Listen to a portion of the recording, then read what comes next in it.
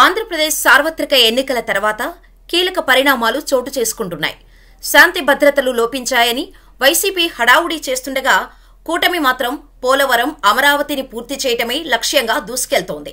సరిగ్గా ఈ పరిస్థితుల్లో రాష్ట్ర రాజకీయాల్లో ఊహించని పరిణామం చోటు చేసుకుంది. రాజకీయాల్లో శాశ్వత మిత్రులు, శాశ్వత శత్రువులు ఉండరన్నది జగమెరిగిన సత్యమే. అందుకే ఎప్పుడు ఎవరు ఏ పార్టీ నుంచి ఇంకో పార్టీకి జంప్ అవుతారో, ఎవరు ఎవరితో భేటీ అవుతారో ఎందుకు అనేది తెలియట్లేదు. ఇందుకు హైదరాబాద్ వేదికగా జరిగిన ఓ భేటీనే చక్కటి ఉదాహరణ. ఆంధ్రప్రదేశ్ రాజకీయాల్లో ఇదొక సంచలన పరిణామమే అని చెప్పుకోవాలి. టీడీపీ సీనియర్ నేత, తాడిపత్రి మున్సిపల్ చైర్మన్ జేసీ ప్రభాకర్ రెడ్డి దివంగత ముఖ్యమంత్రి వైఎస్ రాజశేఖర రెడ్డి సతీమణి వైఎస్ విజయలక్ష్మితో భేటీ అయ్యారు. హైదరాబాద్లోని లోటస్ పాండ్లో ఉన్న విజయలక్ష్మి నివాసానికి వెళ్లిన ప్రభాకర్ సుమారు అరగంటకు పైగా పలు విషయాలపై చర్చించారు.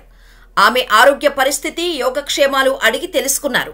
విశ్వసనీయ వర్గాల సమాచారం మేరకు ఈ భేటీలో ఏపీ రాజకీయ పరిస్థితులు, వైఎస్ జగన్మోహన్ రెడ్డి, వైఎస్ షర్మిల రాజకీయ భవిష్యత్తుపై కూడా చర్చించినట్టు సమాచారం.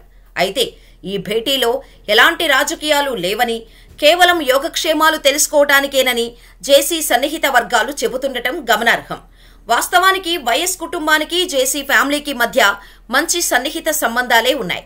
వైఎస్ హయాంలో 2 దశాబ్దాలకు పైగా కాంగ్రెస్లోనే ఉన్నారు. అప్పట్లో ఓ వెలుగు వెలిగారు కూడా. ఆ పరిచయాలు, సంబంధాలతోనే ఇంటికి వెళ్లి జేసీ ప్రభాకర్ కలిసి ఉండొచ్చని రాజకీయ విశ్లేషకులు చెబుతున్నారు. వైఎస్ జగన్ అంటే అస్సలు పడని, అవకాశం దొరికితే చాలు ఒంటికాలుపై లేస్తుంటారు జేసీ బ్రదర్స్ అండ్ ఫ్యామిలీ.